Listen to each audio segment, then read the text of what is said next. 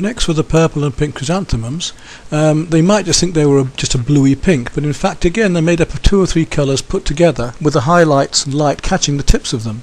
So I started again with a cobalt blue and then started working over a very light violet and purple, finishing with very light pinks and even a little bit of cream on the tips of the petals as the sunlight shines across the edges. You'll notice in the bottom left corner the flowers are in shadow, so they're much cooler than the flowers that are out in the warmer sunlight.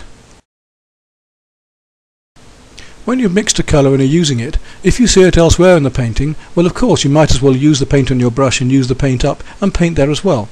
You're trying to keep the whole surface of the painting working at once, never finishing one area completely, although I did actually in this painting confess to finishing most of the figure. But even on the figure I still worked into it later on. There are still adjustments to be made, one colour that you make that you will see back in another part of the painting later, or maybe reflecting. The reds for instance I found reflecting on the flesh of the skin in places and under the arms and so on. So where I've got this paint for the chrysanthemums, I'm also using it elsewhere, a little bit up into the delphiniums and also into the leaves reflecting of the plants. So there are many colours that will be in more than one place, reflecting across the painting and helping to pull it together like a spider's web.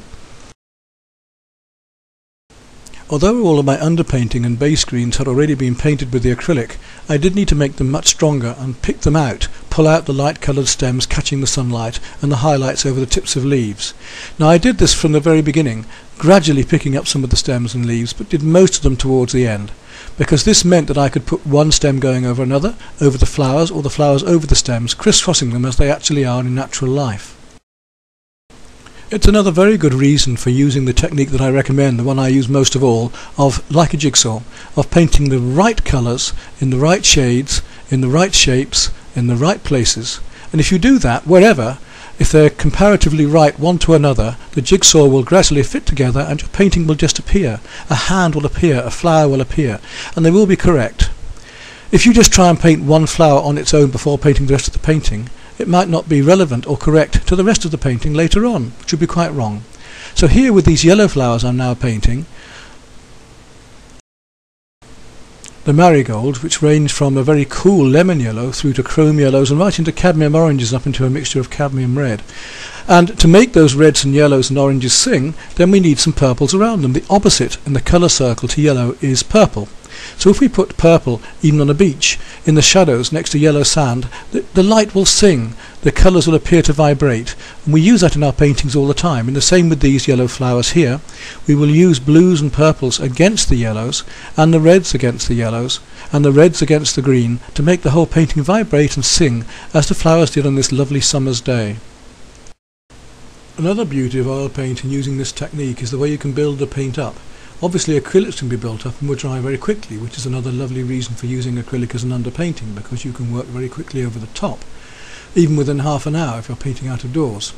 In this case though, with these lovely yellow flowers and orange flowers, I was able to build up the petals by simply placing brush strokes one after the other with thick impasto paint on, to almost make it a low relief of the flowers. The more colours we paint and the more colours we establish that are correct one to another, the easier it is to paint the rest, because then we can see the fine differences, the small differences in between the warms and cools and all the different colours. We can easily gauge the slight need for more purple into a pink, or a bit more cool into a warm, and so on. So even the little white flowers that we're placing in here weren't just white dots, they were very, very pale greens and creams and some pure whites amongst them.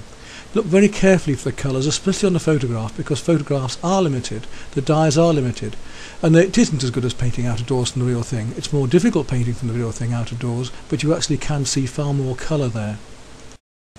In this new series of films, and this new film of painting figures in flowers, it's a very romantic theme, and we're going to see many different ways of using paint and techniques to use a series of similar photographs from my artist flower garden with children and with Rosie and other models, but we're going to be using almost entirely photographs and not be able to work in plein air over the winter. Even so, I'm going to try and make it feel as if we are, because I've had a lot of experience of painting outdoors in gardens, normally prefer to do so, but we can't always do that, either because of the weather, or the time of year, or the flowers just don't exist, or because of other difficulties. So in this case, in this film, we're going to be painting almost entirely from photographs and images we've taken earlier. But those images will have been taken artistically, I hope, will have been taken with a painter's eye.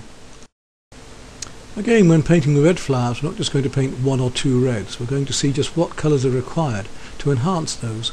I started with the cadmium red, but then came on to rose, which is a much cooler red, to help bring the brighter cadmium red forward, to give a glow to it. In the centre we can go into the alizarins or cooler reds, or even right down into something like Indian red or burnt sienna, which is a much duller but warmer brown. And that can be pushed back as well to give the feeling of an almost three-dimensional flower and effects, and these things coming forward, making the colours come one in front of another. One continuously has to make further adjustments too. Although the figure had been basically finished, once the flowers went in, it was quite clear that the other colours that were surrounding it were affecting the skin and flesh tones as well. So I had to start enhancing reflected light from those flowers, or strengthening warms and cools on the flesh. Then down to the dress as well. I realised that the sunlight was far brighter across the dress, and had to make the shining fabric lighter on the creases by using some pale cream. But even the pale cream on its own wasn't enough, and I still had to put some very, very light blue against that, some cerulean with white, just a touch of cerulean into the white. Never try and mix white into your colour. Take the white and add a little tiny bit of colour to it, otherwise you'll end up with a great globule of paint. When I say don't add white to your colour, I don't of course mean that if you've got a main colour and just want it lightening slightly, that you don't add some white. I'm saying if you want a very light colour, don't add white to the base colour, add a little to the white. That makes more sense.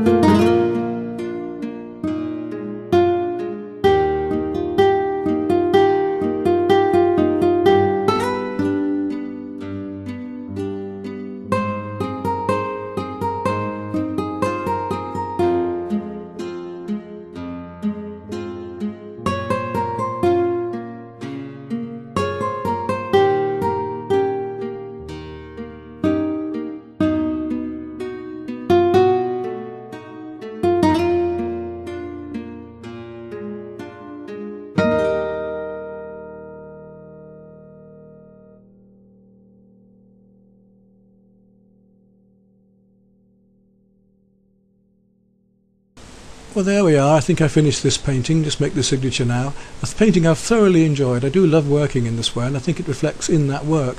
I think you see me enjoying myself in doing this. And I hope you do as well if you try this way of working.